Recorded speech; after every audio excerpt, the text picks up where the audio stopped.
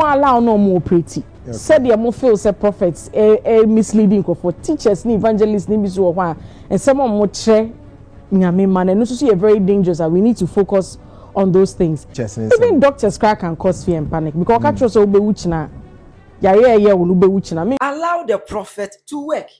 Vida Adutwumwaa ebusi obe vindicate prophet Dr. Owusu Bempah. Ada say any other prophet Bernard Minya Sheshembi obi odin komhye bia ba efa ewu hunu da de bia Ghana for di o matem no o Vida Adutwumwaa abegina mu edia mo say da bi Ghana for munya abotre. Allow the prophet to work. So prophet ehye nkom na ye papa na eye wo de dia eni so muka wo nkomhye a ma obunfu ditum na nya abotre. Den kasem no sa reply to Sonnie Badu. O Sonnie Badu be ka say so you so for that say we share a room commercial, it makes you unpopular and you're nice, so be not public. I say woman commercial. Vida Adutwumwaa, I be reply Sonnie Badu. I Penyah Block Media. Best I say the demo over like a video over subscribe button so. Now back like every notification connect for latest updates. Time better radio the mama ever comment. Let's also baswa. No she video boni aso enya bi ahwe. Ejenya ni bia ekos man konkon Ghana ha no Mama Jane, Ghana Vice President Oyare. I say am no gase oni enchen o amana ne eja yarehwe. Now, before sending an announcement, everybody, now Prophet Dr. Owusu Bempah, Reverend, what didn't I abekan seminar or say in vision who say the and to Akata Ghana, ye Flagstaff House. Chess of man, ye charge, ye tin so. Emma Prophet Bernard Minya cross it in Comsha Babu second and we ya, ye be threatened to. And one about Mama Jane or Ghana Vice President or Yales or woman on it. Edge I might say, media no study abeye hey. I'm a man for crowd buster to if we say I didn't know Owusu Bempah de bia no come she bia ewu enti IGP enko cheno Rebecca ya because of ewu conscience na dampare a go for the time dampare ekwo che no but Emma no kwa be the dwa o media na so it am for claim say o ene e ma isa dampare de ene Christian yohunu onko che Owusu Bempah because Owusu Bempah person okuma mi Jane down command Cosmo International ene United Showbiz with Michael Ola Vida Adutwumwaa ekopie ho na Vida enkasem na wo kire mu se o ono o believe say edi4 was asase we so enyame ekasa kire wo mu and among the fivefold ministry no that prophetic gift was enya common special it allow the prophet to work connection. I don't know how Nyankopon here no me wa baze edu yey also ujidi say edi4 asan Ghana na there be da edi4 ntimi nsa emani me jin komhye dipa like said ya odi4 kumchacha kan fivefold ministries no who so bia terrorize obi to say teachers evangelists they bia na the prophets ato if anything board so near lashium left right center I just want ka say Nyankopon aka bibia kire be busa say fa Nyankopon telephone number bra ukasa ye say mode of delivery ni kwan say o kan bedwem but in come she bia bia na e wo ho direction na eba e wo ho how I was say o deliver no say o gina ododro mu epre ododro mpaye say o konipa ne ho every time there's one attack or the other on prophets wo obetire mu attack Ghana for a rainy on these prophets emokofa Owusu Bempah crowd there ebe cite example ateti adampare edne femu abla no wan so them kuma to the point say baby IGP tenene focus to prophets so and me so for Owusu Bempah amani hunu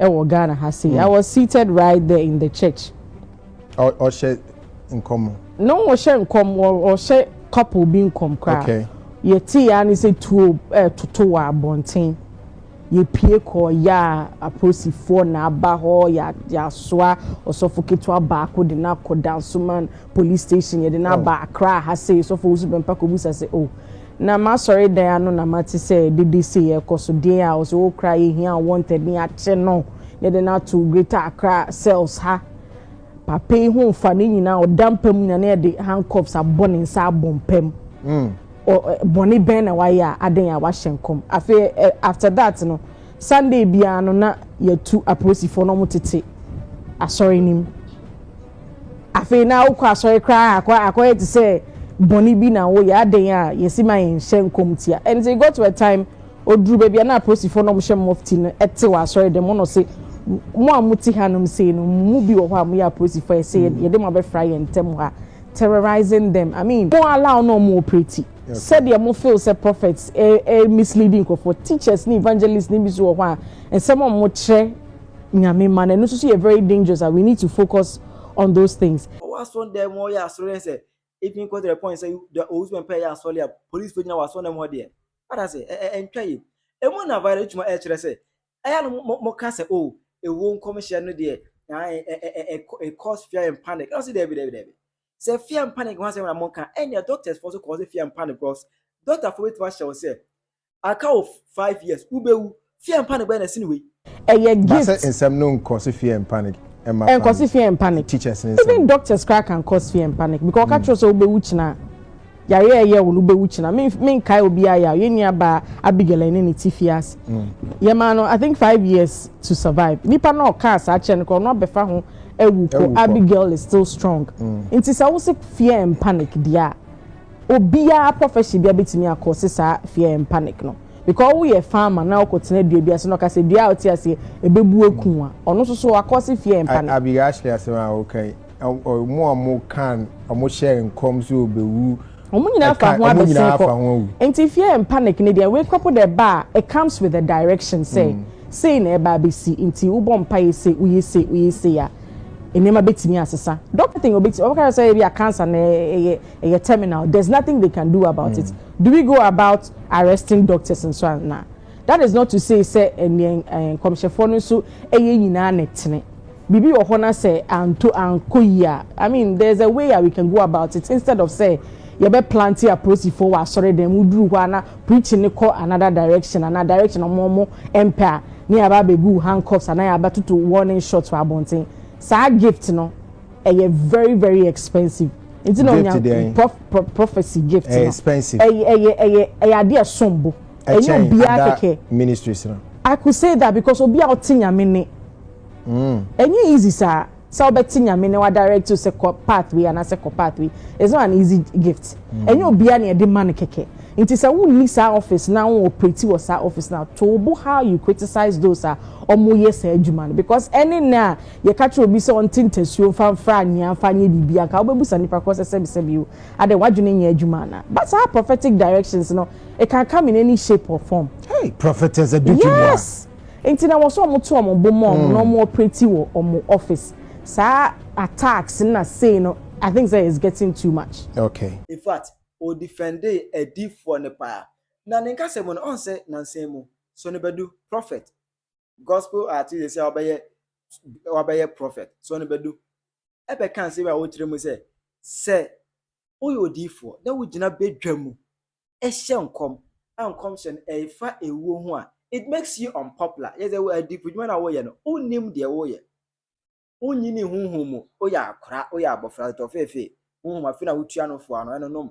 Yesu no fon kakra wetwene odwetwe mere kakra no fo enom afi na be unyini ye because when you if you are matured in spirit you wouldn't stand in public and give such a prophecy. I don't know about which way I say there be Sonnie Badu onya do akeka no every say nyame was special way or see dealing with every prophet because who crowd Sonnie Badu we can say there have been many occasions where in public and my prophecies. Sonnie Badu say it doesn't make you a powerful person if you give such prophecies. I mean in your dream the church say yes see onyame di niam bia hintai and obinyom yes we odi no bia hintai owu eka ho ye nyina ye ti ha me ye sure senka ye ni madai bewu a nke ye betutu ye niam yi enti for somebody and for nyame to tell someone say me hu say na eba na bia enfree me nyame enti say na wo ya obetimi de sisa owu ne ho kwan. I think that person is a very powerful person. Really? And a common thing that we can find on the streets. Make a genuine prophets. Asemna mekano.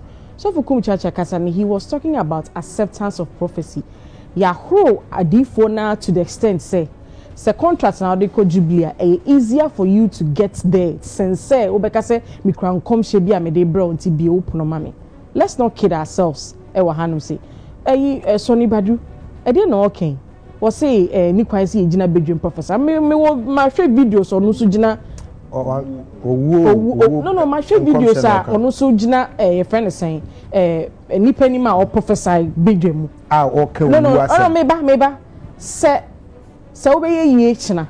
Na nwumere ubewu a. What is the essence of ye yo bebe china? Do you understand what I'm saying? Yes, intino make room in as much as prosperity. Ye na ye pray say ye yo embra ye nkom. Me hu so wa hye nkom say Black Obe win Grammy. Ya ye nya be ma Kennedy cross obe be president one day. President Mahama so say or ye be born sofo ansa na we free asasi. So these are good things. Wait in a public as hye nkom. Okura na gas Mahama eba be president na after that no before the go home gye mu no. Oh ye be born sofo. Mahama be sofo. What hye nkom beblebe. It at the end what attack obi.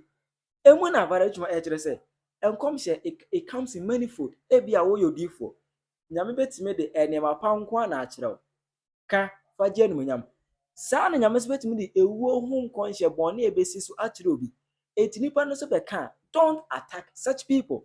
But say bibi wo ho a yes esi akwan a e wo sankrofo nanim a ema omunru san pempenso no na wo wan hunu na osofo bi fofo won kyanyame yi ache no na o ka fache me o sa miensa example ya mai na o hye nkoma na ase na stories no online you can read it or can't like no, the stories are there no hye nkoma na ase now say prophecy as a child the battery made enkom hye nti afa ya dey na obi say o can say prophecy ni say check it lord of it I'm saying so it's a simple check on the internet you see those stories there say wa hye nkom say President Mahama be this soft one son we free asasi so Sonnie Badu yes this attributed to his name Yenya Kennedy Asante or say also be president sana wo de ye yo de ne ba wo wafa but e bia no bi so hu bibi e akwansidi no be si ansa na ye yo na du so what stops that person from saying say na nyakopon ye ache me